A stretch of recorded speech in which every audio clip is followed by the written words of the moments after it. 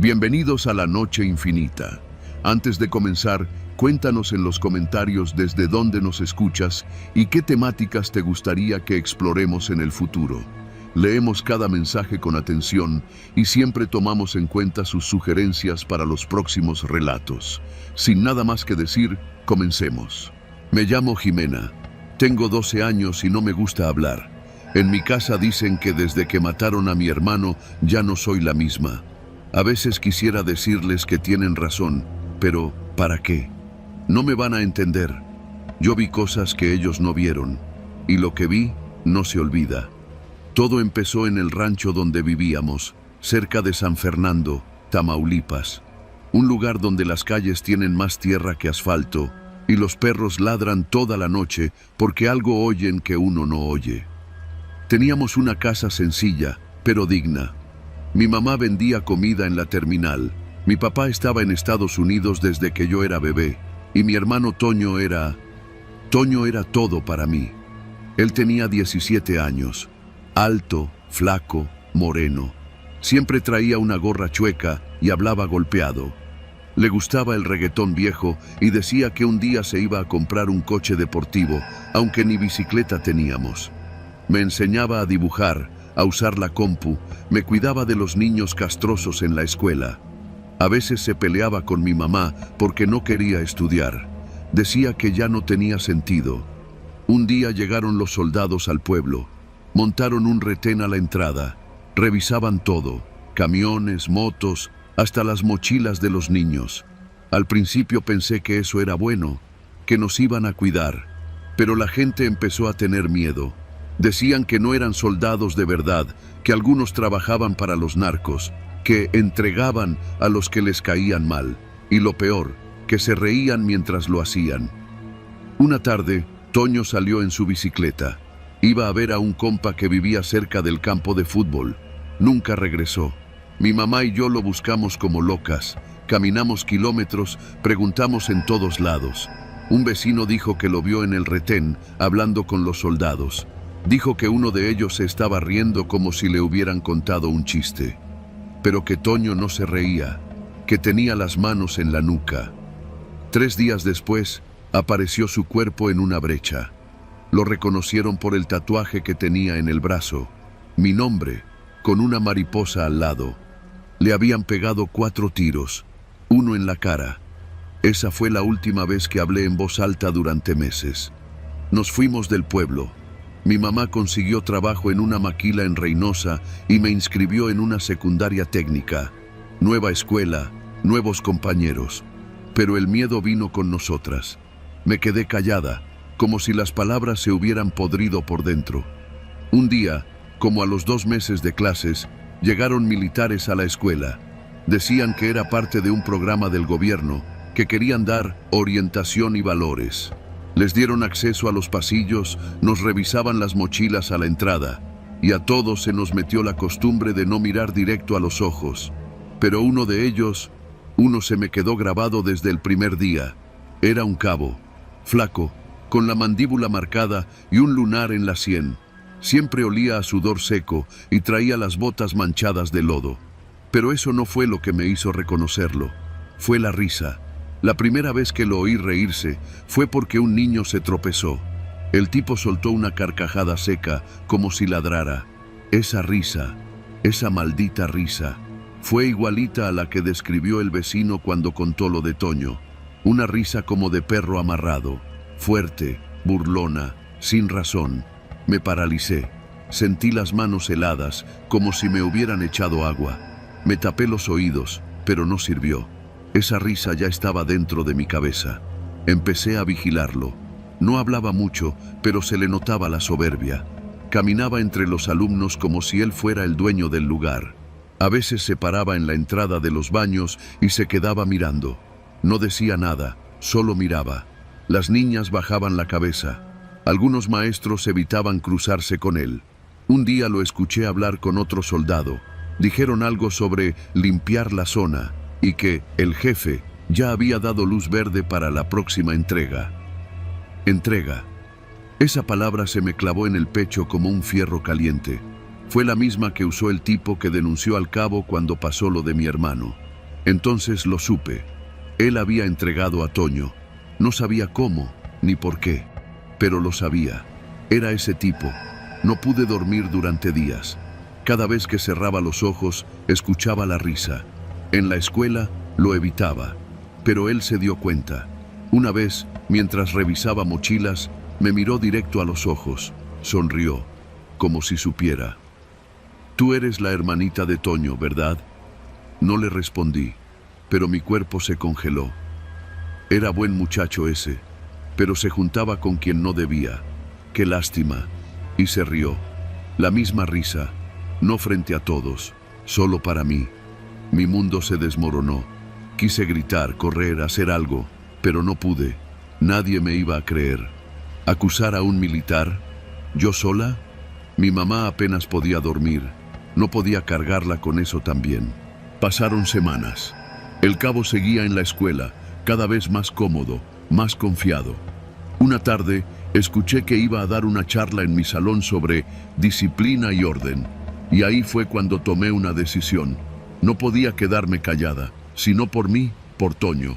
Le escribí una carta a la directora, con letra temblorosa pero clara. Conté lo que sabía, que ese militar había estado en el retén cuando desapareció mi hermano, que su risa era la misma, que lo escuché decir que iba a haber otra entrega. La metí en un sobre sin nombre y la dejé en la oficina de dirección. No supe si la leyeron, pero 2 días después, el cabo ya no estaba. Dijeron que lo habían reasignado a otro estado. Nadie explicó nada, solo se fue. Así, de un día para otro. En mi casa no dije nada, pero esa noche pude dormir sin despertarme con la risa en la cabeza. No sé si alguien lo castigó, no sé si lo mandaron lejos para esconderlo o para protegerlo, pero yo hice lo que pude. Con 12 años, sin voz, sin armas, solo con mi memoria. Desde entonces, cuando me preguntan por qué ya no hablo, solo sonrío, porque a veces el silencio es lo único que no pueden callar.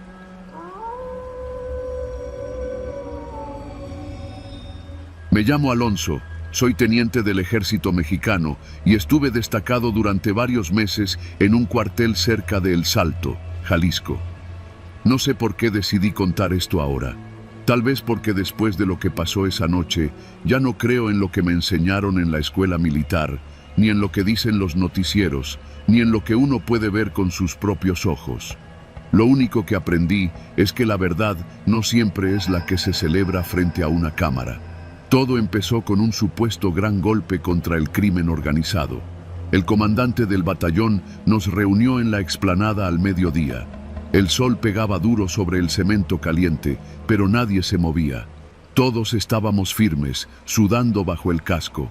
Un helicóptero había traído a un detenido desde Sinaloa. Un supuesto jefe de plaza de alto nivel, uno de los más buscados por la DEA.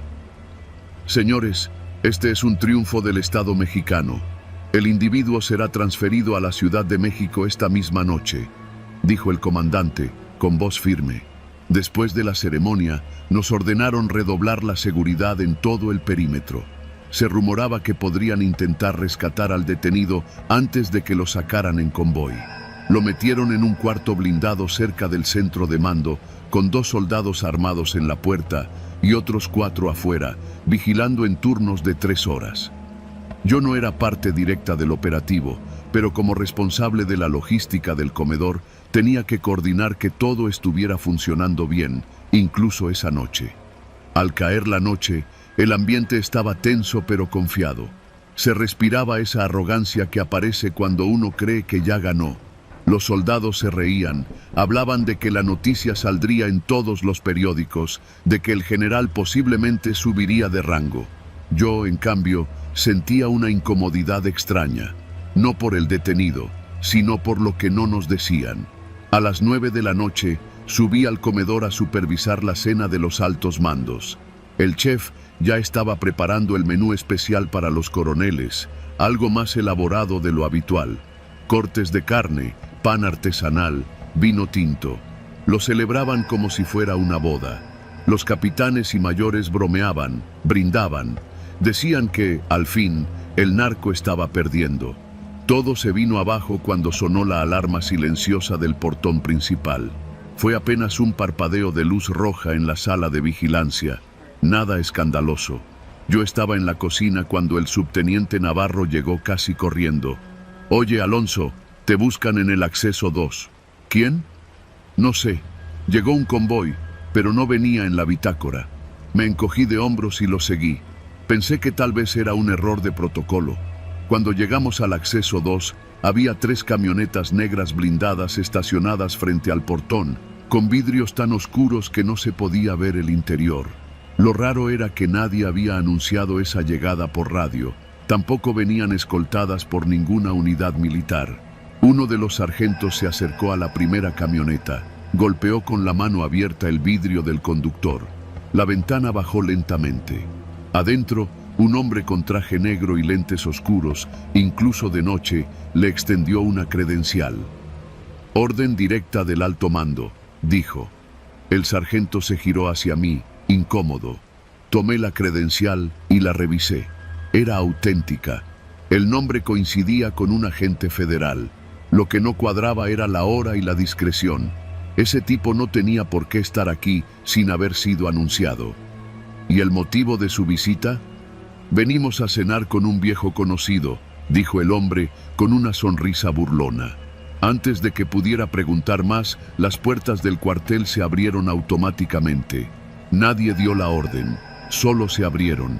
Las camionetas entraron una por una, despacio, con esa parsimonia de los que no necesitan permiso para cruzar ningún límite. Los escoltamos hasta el comedor de oficiales. Al entrar, el comandante quedó helado al ver quién bajaba del vehículo principal. Era él. No lo reconocí de inmediato, pero bastó con mirar los rostros de los altos mandos. Todos palidecieron.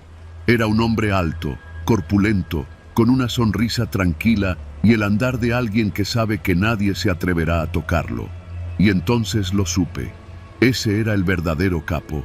El que habíamos detenido por la mañana no era más que un doble, una distracción, un peón. El verdadero había venido a cenar con los jefes.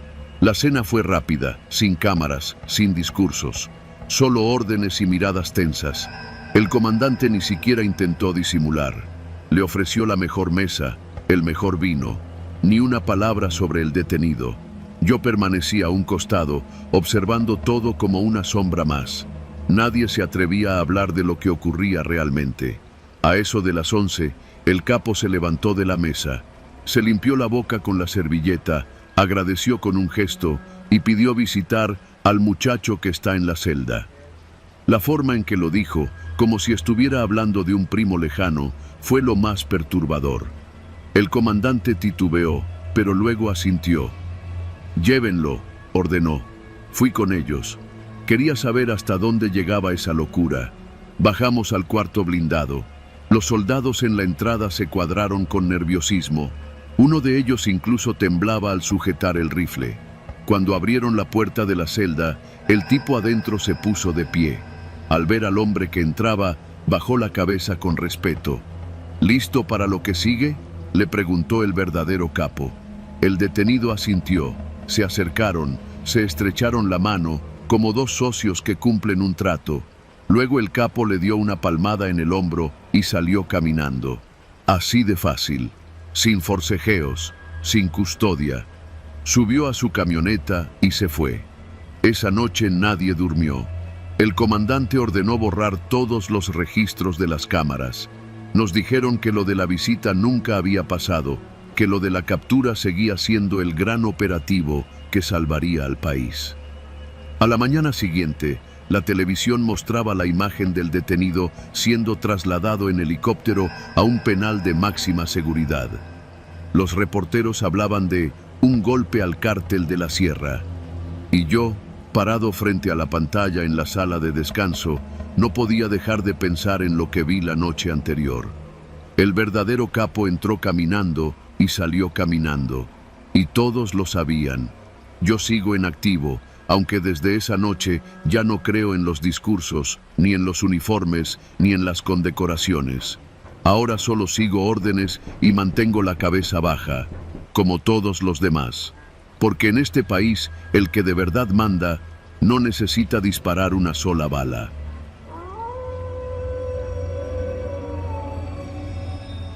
Me llamo Hugo y soy maestro rural. Doy clases de secundaria en un pueblito de la Sierra de Guerrero, no muy lejos de Coyuca. El nombre del pueblo me lo reservo, por razones que van a entender si leen hasta el final. Lo que pasó esa noche no fue un mal sueño ni una exageración. Tampoco fue un enfrentamiento entre el crimen y el ejército, como dijeron los noticieros. Number. Fue un teatro, un montaje sangriento que presenciamos todos. Y yo lo viví desde el centro, parado en la plaza, con las manos sudadas y los pies temblorosos dentro de mis zapatos viejos. Eran casi las 9 de la noche cuando empezó. Habíamos terminado el evento del Día de la Bandera un poco tarde porque los chamacos se pusieron creativos con el teatro escolar. Yo estaba recogiendo las sillas de plástico que nos prestaron del DIF municipal cuando escuché los primeros balazos. Sonaban lejos, como en el cerro. Al principio nadie se espantó. En esta zona ya estamos curados de espanto. Lo que sí me sorprendió fue ver que el comisario, un hombre calmado hasta en los temblores, se acercó corriendo al altavoz de la plaza y dijo por el micrófono: «Todos a sus casas, cierren puertas, apaguen las luces». Eso sí fue raro. Aquí cuando hay balazos, la gente se asoma, no se esconde. Pero algo en el tono del comisario me hizo caso. Me metí a la casa de la señora Angustias, que vive frente a la escuela y siempre me ofrece café cuando paso. Ella ya tenía todas las luces apagadas y las cortinas cerradas. «Métase, maestro», me dijo bajito. «Esto se va a poner feo». Y sí se puso. A eso de las 9:15 llegaron los primeros vehículos. Un convoy de camionetas sin placas bajó del cerro como si viniera de un desfile militar. Eran entre 8 y 10, todas con hombres armados en la batea. Pasaron lento por la calle principal, sin música, sin gritos, sin las risas que a veces acompañan a los sicarios.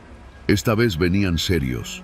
Todos vestían ropa tipo táctica, pecheras, radios en el pecho. No se podía ver ninguna insignia, pero todos llevaban pasamontañas. Yo los vi por la rendija de la cortina, apenas levantando el visillo. «Esos no son soldados», dijo la señora Angustias sin que yo le preguntara. «Esos son los otros». Pero no alcanzó ni a decirlo bien cuando, de la otra calle, comenzaron a entrar camiones de los verdaderos, militares con uniforme oficial, camionetas rotuladas, armas largas y rostros descubiertos. Fue ahí donde el pueblo entero se quedó paralizado, porque a partir de ese momento, lo que vimos fue una coreografía. Ambos grupos, los encapuchados y los soldados, se desplegaron como si estuvieran representando una obra de teatro. Se colocaron estratégicamente, unos detrás de los postes, otros detrás de las jardineras, apuntándose entre sí, pero sin disparar. Todo en silencio. El aire se volvió espeso, como si hasta los perros del pueblo entendieran que algo no cuadraba. A las 9:30, exactamente, empezó el enfrentamiento. Pero fue una farsa. Los primeros disparos fueron hacia el cielo. Clarito se veía el ángulo de las armas. Los de un bando disparaban al aire, los del otro también. Algunos hasta hacían gestos de replegarse, corriendo agachados detrás de los árboles o de las bardas. Pero nadie caía, nadie gritaba, nadie sangraba. Era un tiroteo para las cámaras, como una película mal dirigida. Lo más grotesco fue cuando una de las camionetas de los narcos dio reversa con todo el volumen de la radio a tope, sonando La gata bajo la lluvia. Eso sí, no me lo invento. ¿Están jugando o qué?, susurré sin poderme contener. La señora Angustias negó con la cabeza. Están haciendo que parezca que se pelean para justificar algo, pero están del mismo lado. Acuérdese lo que le digo, yo no sabía si llorar, reír o correr. Lo peor vino a los pocos minutos. De pronto apareció una cámara. Un tipo vestido de civil, con chaleco que decía Prensa Libre, grababa desde el techo de una casa cercana. Otros dos lo acompañaban. Estaban filmando el combate desde diferentes ángulos, como si fuera una cobertura de guerra. Pero ninguno se cubría de las balas. Eso fue lo que me confirmó que todo era mentira. Nadie cuerdo se mete a grabar entre balazos sin agacharse. Y ellos andaban como en concierto. Entonces lo entendí. Era un simulacro armado, una representación de fuerza, una mentira grabada para presentarse como verdad. Y justo cuando creí que nada podía ser peor, comenzaron a traer los cuerpos. Primero 2, luego otros 3. Hombres jóvenes, con las manos atadas a la espalda y los ojos vendados.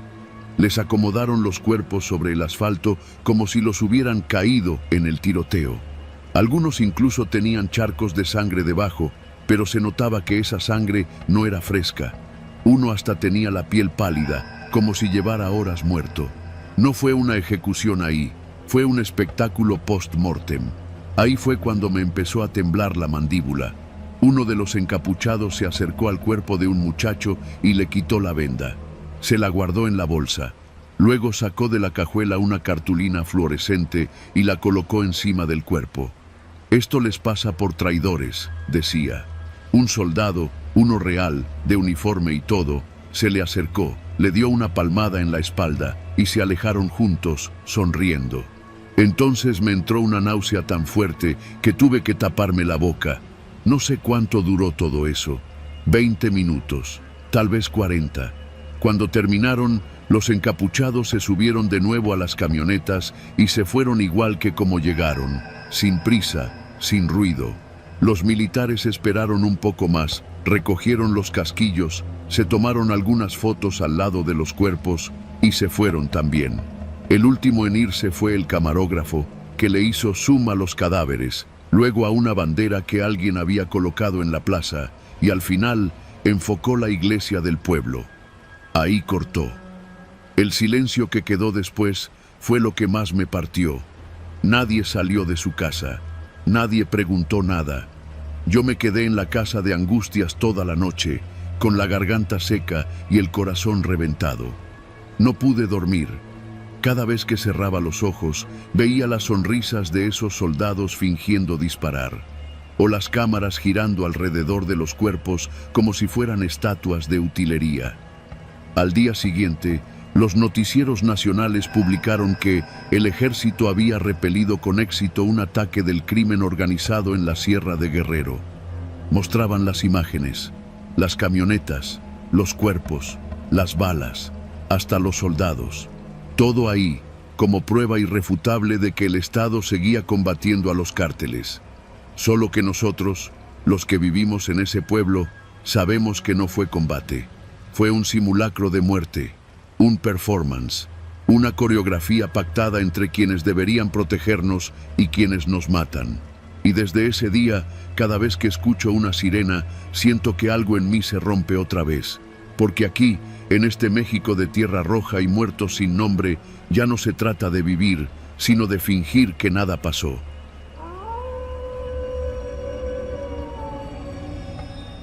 Yo era comandante en el estado de Michoacán. Me reservo el nombre no por miedo, sino por respeto a los muertos. Porque en esta historia hay varios, y ninguno murió por accidente. Todo empezó un martes a eso de las 3 de la tarde. Estábamos en el destacamento de Apatzingán cuando recibimos el reporte. Un convoy de hombres armados había sido detectado por drones del ejército avanzando por una brecha cerca de Tepalcatepec. Nada inusual hasta ahí. Sabíamos que el cártel operaba libremente por esas rutas. Pero lo raro fue lo que venía después. El mensaje decía: uno de los objetivos fue capturado con vida. Exige hablar con el comandante a cargo. Dice que lo conoce por nombre. Yo no era un hombre fácil de impresionar. 20 años de servicio me habían curtido el alma. Pero esa frase, dice que lo conoce por nombre, me caló. Ordené que lo trajeran al cuartel. Llegó esposado, cubierto de polvo, con el uniforme de camuflaje que usan los sicarios para parecer soldados. Tenía la cara magullada, la nariz rota y los labios partidos. Pero cuando me vio, sonrió. «Mi comandante, ¿qué chingados hace usted aquí?», me dijo como si me saludara en una cantina. Los soldados se quedaron helados. Yo no. Me acerqué despacio y lo miré bien. Me bastó con ver sus ojos. No había duda. Era Ramiro el Güero Villalobos, un cabrón que yo conocí en el 2006, cuando ambos éramos soldados rasos en Guerrero. En esos años compartimos rancho, raciones frías y polvo. Pero después, Ramiro desapareció. Decían que había desertado, otros que lo habían matado. La verdad es que se pasó al otro lado. Lo llevé a la sala de interrogatorio, le pedí a los muchachos que me dejaran solo con él. Me senté frente a él y lo miré largo rato. Estás hecho mierda, Ramiro. He visto peores días, pero no vine a llorar, compa. Vine a decirte algo antes de que me quiebren. Respiré hondo. Tenía los dedos cruzados sobre la mesa. En mi mente solo giraban 3 preguntas. ¿Por qué volvió? ¿Por qué me busca a mí? ¿Y por qué ahora? Te escucho. No vengo a negociar ni a pedir favores. Vengo a confesar. Me eché hacia atrás en la silla. No me moví, solo lo observaba. ¿Confesar qué? La lista, los nombres, las rutas, todo. Pero no porque me torcieron. Lo hago porque ya se chingaron a mi hermano. Y el que dio la orden fue de dentro. Se refería al mismo cártel al que él había servido durante más de una década. Me habló de traición, de purgas internas, de un nuevo jefe que no confiaba en los viejos soldados como él. Me dijo que lo estaban cazando, que la única manera de sobrevivir era vaciar la bolsa. Tú me conoces, cabrón. Sabes que yo nunca fui culero. Hice cosas, sí, maté, pero siempre respeté al que no se metía. Nunca levanté inocentes, lo sabes, y lo sabía, porque en este país retorcido, incluso los monstruos tienen un código. Retorcido, enfermo, pero código al fin. Y si te doy esa información, ¿qué quieres a cambio? Solo una cosa, que me dejes morir con un cigarro y en paz.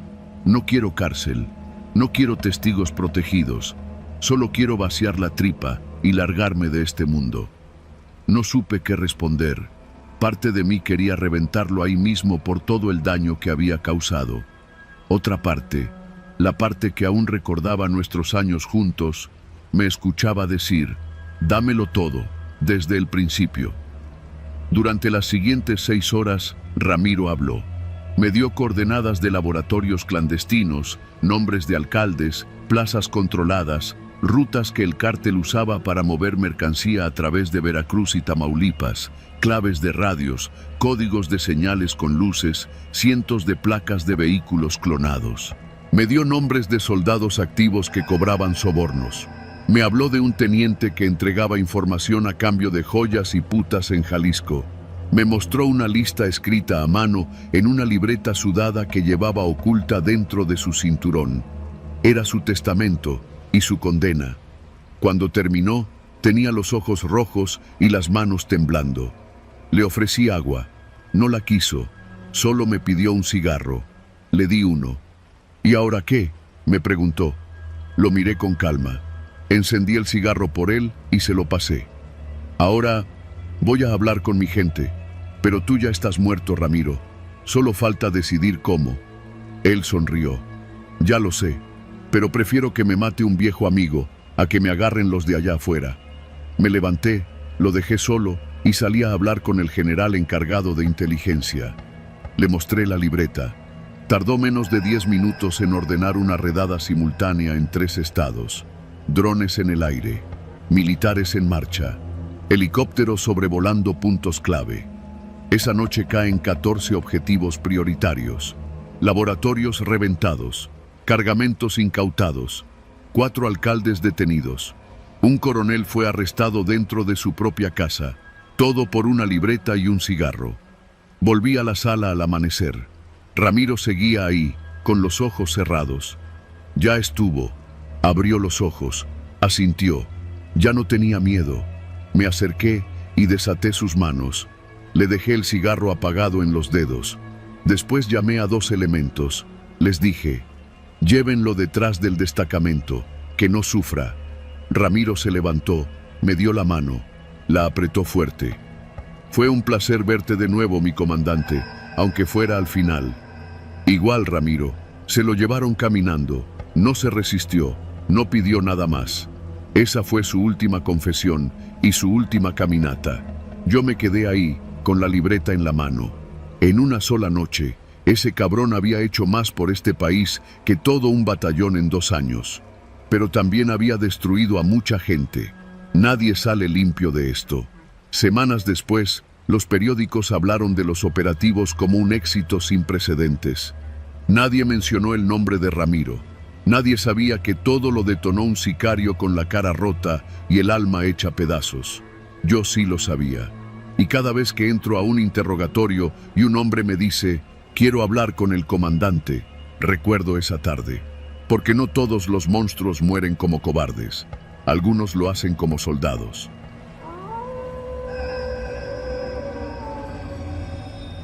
Yo no soy militar, ni policía, ni sicario. No soy nada. Solo soy un cabrón que aprendió a manejar camiones en las brechas más traicioneras de la Sierra de Durango porque no me quedó de otra. A los 19 me ofrecieron trabajo de chofer y acepté sin hacer preguntas. Hoy tengo 34 y sé que debí haberlas hecho. Pero a veces las preguntas cuestan más que las respuestas. Desde hace 4 años formo parte de un convoy que sube y baja por caminos de terracería, con carga que nunca se revisa, que nunca se retrasa y que nunca se cuestiona.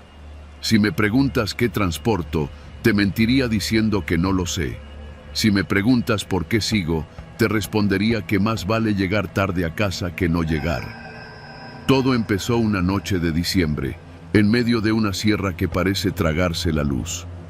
Íbamos 4 tráileres con doble remolque, todos viejos pero potentes, custodiados por 2 camionetas militares, de esas verdes olivo con las letras Sedena, pintadas a mano, que parecían recién salidas de un taller clandestino más que de un cuartel. Al frente iba el teniente, un cabrón joven pero con cara de haber visto cosas que ni el diablo aguanta. Nunca supe su nombre real. Nadie se atrevía a preguntarlo. Detrás de mí, en el último tráiler, venía el güero, el más callado de todos, pero el único que me echaba luces si algo iba mal. La orden fue clara: subir por la Sierra de Mezquital, pasar la madrugada cruzando rancherías hasta llegar a la carretera federal antes de que amaneciera. Todo por caminos de tierra, sin GPS, sin señal, sin margen de error. Pero esa noche algo cambió. Desde que arrancamos, noté que el ambiente iba distinto. No era miedo, era una especie de tensión que se colaba en la garganta como el polvo fino que se levanta en los caminos secos. Nadie hablaba por radio, solo se escuchaba la estática y de vez en cuando un boletín oficial en la estación local. El ejército mexicano continúa sus labores de seguridad en la región. Esta noche se reportan operativos exitosos en combate al crimen organizado. Se recomienda a la población evitar transitar por caminos rurales. El gobierno de México sigue trabajando por su seguridad. La voz de la locutora sonaba limpia, pulida. Y justo mientras lo decía, yo veía desde mi cabina cómo los soldados del convoy abrían paso con luces cegadoras y armas largas apuntando al monte. No buscaban enemigos, solo nos escoltaban, pero lo hacían con los dedos en el gatillo. El camino se volvió más angosto conforme avanzamos. La tierra estaba suelta, las curvas cerradas, y el miedo empezó a meterse como humedad entre las costillas. A lo lejos, los faros de la camioneta delantera iluminaban polvo y monte, nada más. Fue en la segunda subida donde todo se salió de control. Yo iba en segundo lugar, detrás del teniente, cuando escuché la voz en el radio. No fue un código, ni una alerta, solo una frase que me heló el alma.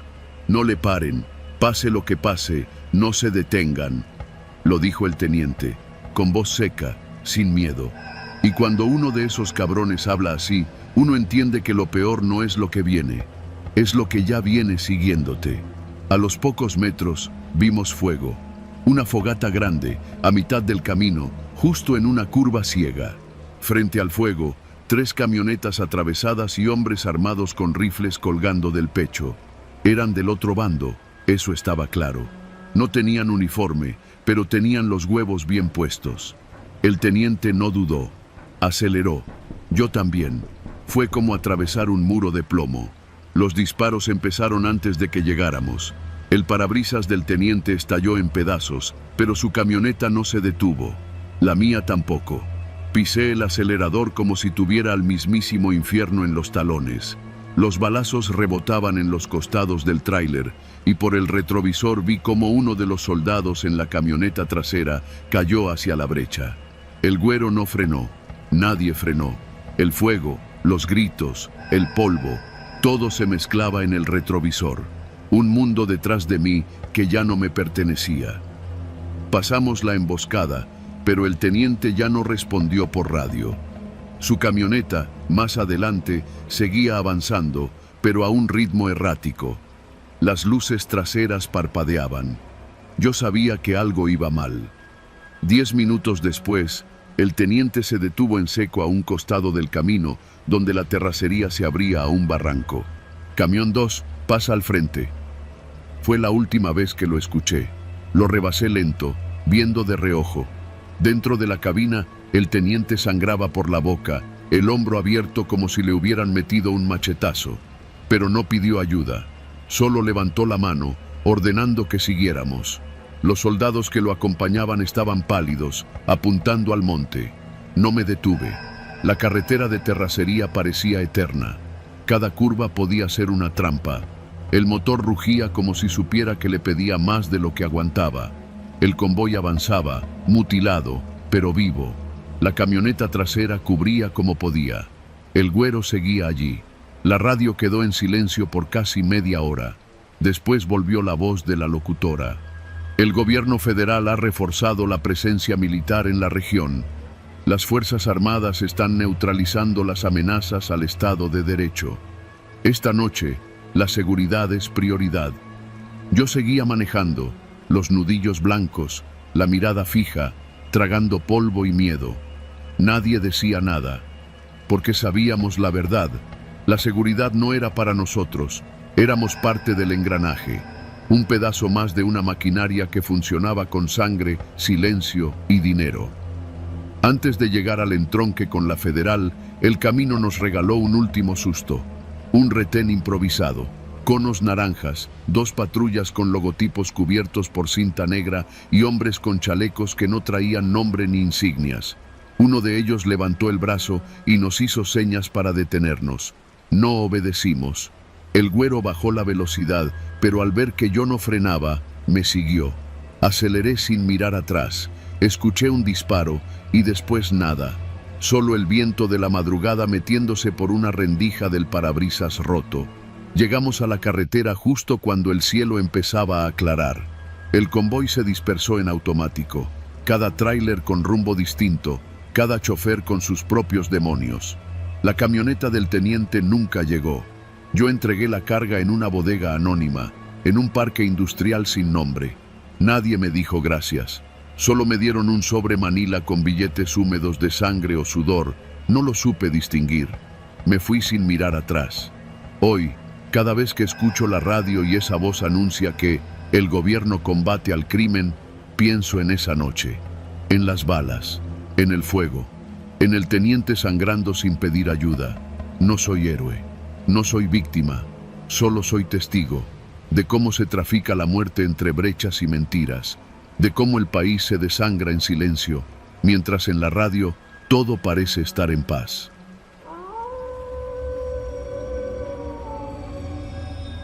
Nunca fui un hombre supersticioso, pero hay cosas que no necesitan fantasmas ni leyendas para hacerte sentir miedo. A veces, lo más aterrador se disfraza de uniforme militar. Me llamo Miguel Andrade. Llevo más de 15 años manejando tráileres en rutas largas por todo el país. Mi fuerte siempre fue el norte, desde Monterrey hasta Tijuana, pero hace como un año, una empresa de refrigerados me empezó a mandar por la ruta de Poza Rica a Tuxpan, en el estado de Veracruz. Al principio no me quejé. El clima era menos seco y los tramos eran más cortos, así que podía regresar a casa más seguido. Pero no tardé mucho en darme cuenta de que ahí pasaban cosas que no salían en las noticias. Esa noche salí desde la central de carga en Perote. Eran poco más de las 11. Llevaba varias toneladas de carne congelada para un centro de distribución en Tampico. Todo parecía rutinario. Chequé los frenos, los sellos, revisé la lista de las casetas y, como siempre, pasé al Oxxo a comprarme 2 cafés y unos gansitos para el camino. Mi plan era tomar la carretera federal hasta llegar al entronque con la costa. Ahí, justo antes de pasar Tihuatlán, sabía que había que tener cuidado. No por los baches, ni por animales cruzando, por los hombres armados. Retenes que no son del ejército, o sí lo son, pero no como uno espera. Mis compañeros me habían advertido: no pares en ningún retén improvisado. Si te paran soldados y no tienen insignias, sigue. Pero si tienen el uniforme completo, paga la cuota, o mejor regrésate. Pensé que exageraban. Hasta esa noche. Pasaban de las 3 cuando llegué a la zona peligrosa. Iba solo, por un tramo sin luces, solo con el rugido del motor y el chillido de los ejes al tomar las curvas cerradas. De pronto, a lo lejos, vi el reflejo de una torreta, roja, fija, no giraba. Maldita sea, pensé. No era un punto oficial, no había caseta ni señal de reducción de velocidad, solo una camioneta militar cruzada a media carretera y 6 hombres con uniforme verde olivo y armas largas. Las luces me cegaron. Uno me hizo señas con una lámpara. Me detuve. No tenía opción. Estaban armados. Bajé el vidrio. Uno de ellos se acercó. No tenía nombre bordado, ni insignias visibles. Su cara estaba medio cubierta con un paliacate negro. «Buenas noches, chofer. ¿Qué transportas?», me preguntó, como si fuera cualquier revisión. «Cárnicos», respondí, mostrándole la guía de carga. La revisó sin prisa. Luego chasqueó los dientes. «¿Vas para Tampico?», asentí. «Entonces ya sabes cómo funciona. Cuota por pasar, 5,000. «No traigo efectivo», dije, aunque sí llevaba algo escondido bajo el asiento. Él solo sonrió, una sonrisa de esas que no se olvidan. Le hizo una seña a otro tipo, que se acercó con un AK-47 colgando del pecho. El primero me volvió a hablar. «Escoge, o cooperas, o tu camión se va al corralón, y tú, al monte». Quise protestar, pero algo en su tono me congeló la sangre. Entendí que no hablaban en sentido figurado. Suspiré y le pasé los 3,000 que llevaba. «Esto es todo lo que tengo», mentí. Los contó con calma. Luego dijo: «Pues parece que vas a tener que dejar el tráiler, pero tranquilo, tú te vas caminando». El tipo del AK-47 me apuntó de inmediato. «Bájate». No me resistí. Abrí la puerta y bajé con las manos en alto. Me pidieron el celular. Se los di. Me revisaron rápido, sin mucha ceremonia. Luego, uno de ellos, más joven, me agarró del brazo y me llevó al costado del camino. «Camina pa'l monte, no mires atrás». No tenía sentido. ¿Me estaban dejando libre? ¿Así nada más? Caminé unos 30 metros entre la maleza hasta que dejé de oír el motor de mi tráiler. Me detuve. Desde ahí, oculto entre la hierba, los vi. Aparecieron otras 3 camionetas, todas sin placas. Hombres con radios y gorras planas empezaron a rodear el tráiler. No hubo saqueo. Nada de eso. Lo abrieron con herramientas, checaron los sellos y luego se subieron, lo encendieron como si fuera suyo y se lo llevaron. Mi tráiler. Ni un rasguño, ni una llanta ponchada. Se lo llevaron como si lo hubieran estado esperando. Los militares se fueron también. Me dejaron ahí, sin teléfono, sin dinero, a la mitad de la nada. Seguí caminando hacia la carretera hasta que un coche viejo, un Chevy polvoriento, se detuvo. Un señor de unos 50 bajó el vidrio. «¿Qué haces aquí, compa?». Le conté lo básico. Me dejó subir. «Eso que te pasó no es nuevo», me dijo mientras avanzábamos. «Desde hace meses están haciendo eso. Si no pagas completo, te bajan y te quitan el camión.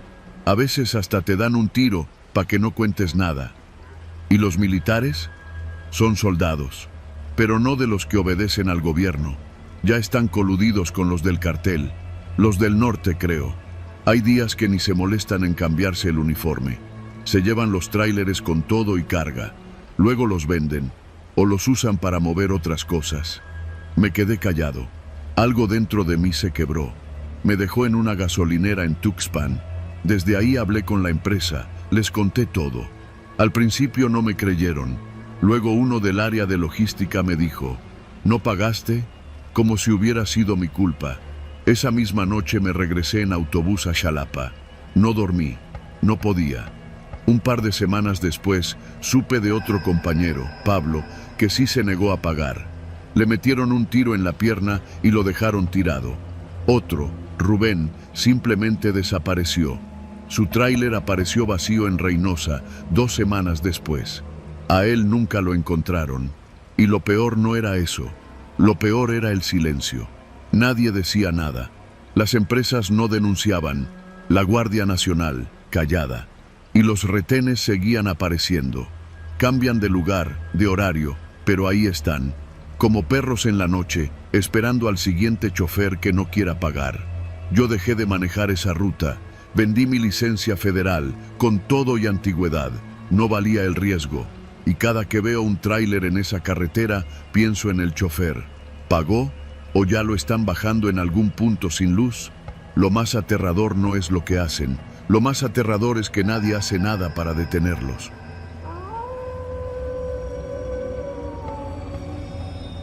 Me llamo Joaquín.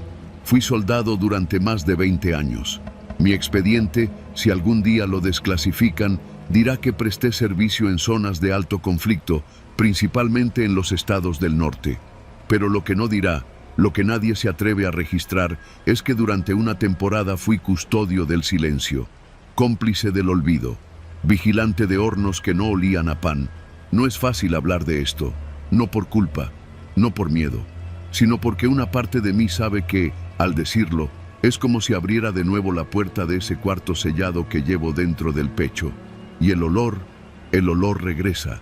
Todo empezó cuando me asignaron al Grupo Sombra, una unidad de operaciones especiales creada ex profeso para colaborar con el combate al narcotráfico en Coahuila, justo cuando la guerra entre cárteles se desbordó. El cuartel estaba en una vieja base minera, a las afueras de Piedras Negras. Ahí no llegaba la prensa, ni los derechos humanos, ni siquiera Dios. El comandante de la unidad, un teniente coronel al que todos llamaban el ingeniero, era un hombre seco, de esos que no alzan la voz porque no necesitan hacerlo. Su autoridad no estaba en sus palabras, sino en lo que su silencio permitía.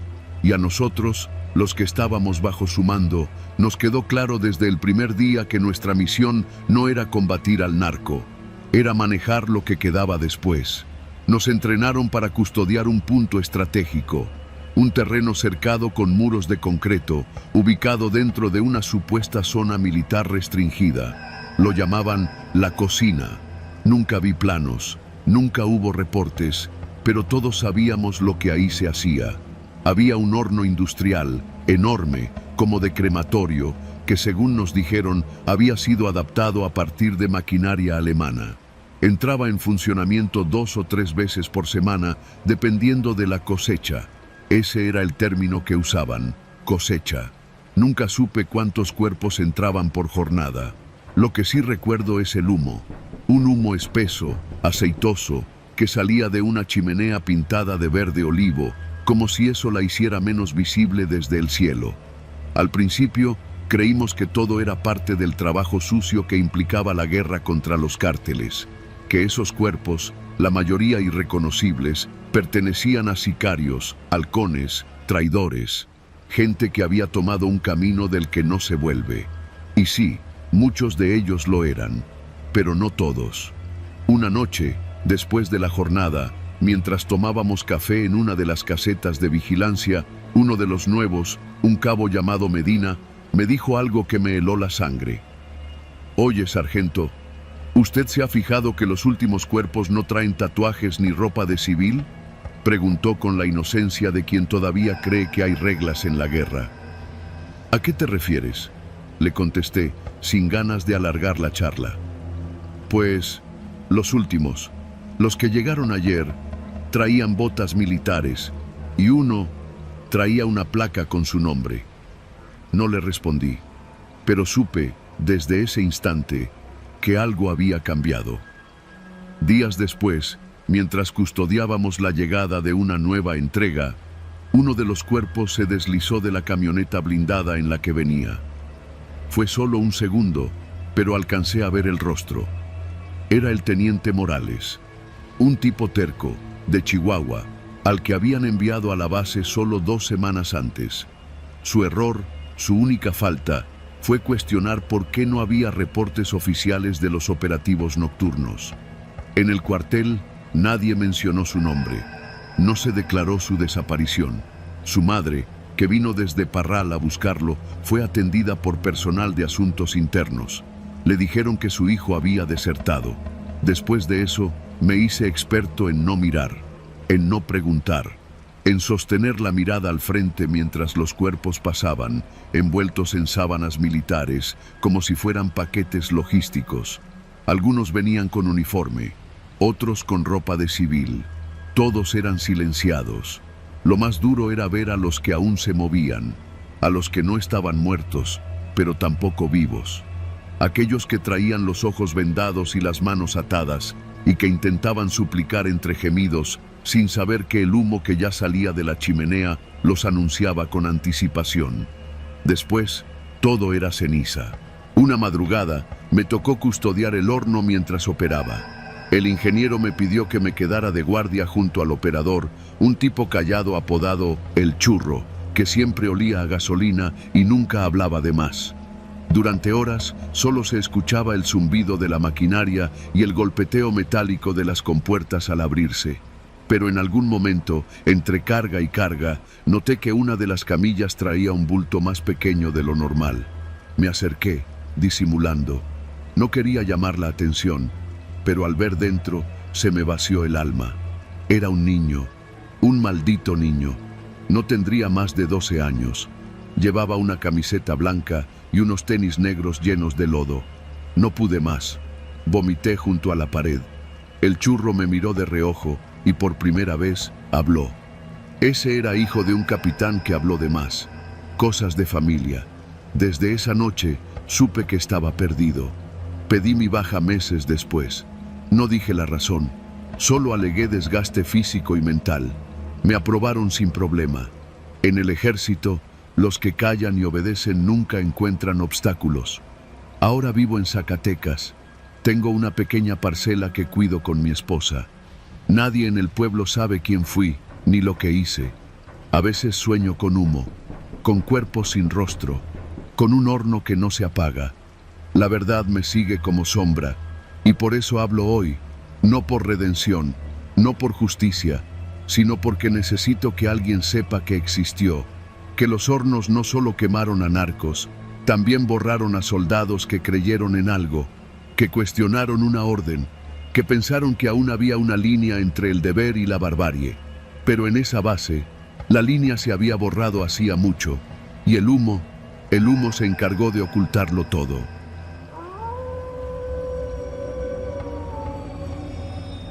No soy periodista, ni activista, tampoco policía. Soy contador público, y lo que voy a contarte no es una confesión, sino un intento por sacar algo de todo lo que llevo tragado desde hace casi 3 años.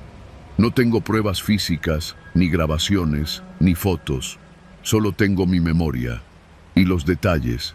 Y cuando uno se mete con un monstruo tan grande como el que está metido en Apatzingán, a veces lo único que puede hacer es hablar.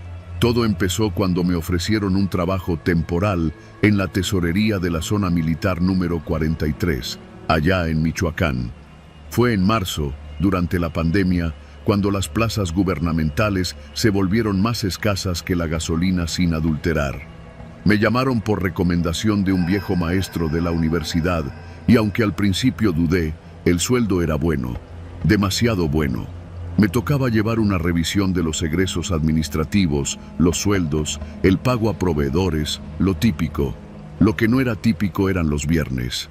Cada viernes por la tarde, poco antes de que el cuartel cerrara actividades, llegaba un sobre amarillo cerrado con doble cinta. Siempre lo entregaba un sargento al que todos le decían el mudo, aunque hablaba perfectamente. Me lo dejaba en el escritorio sin decir palabra y luego se iba. Yo tenía órdenes de no abrirlo, solo registrarlo en el sistema bajo un código. Fondos especiales tipo 5A. Me pareció raro, pero tampoco era mi asunto. O eso pensé. Pasaron unas semanas hasta que una tarde, por pura distracción, abrí uno de esos sobres. El contenido era simple. Una hoja con nombres, apellidos, cantidades y firmas. Muchas firmas. Algunas mal hechas, otras claramente estampadas con pluma fuente. En la parte superior decía: aprobado por la Tesorería de Zona Militar 43. Autorización y las siglas del coronel encargado. Pero hubo algo que me hizo detenerme. Una de las firmas, justo a un costado del membrete, era idéntica a la del mismo coronel con el que había tenido que entregar papeles días antes. No similar, idéntica.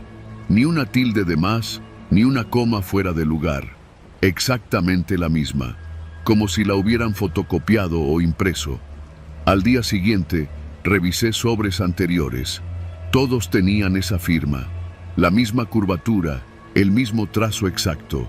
Y no solo en esos sobres, esa firma aparecía en las nóminas de pago de personal que no existía, supuestos choferes, operadores, cocineros, gente que cobraba hasta 80,000 pesos al mes y de la que no había ningún otro registro.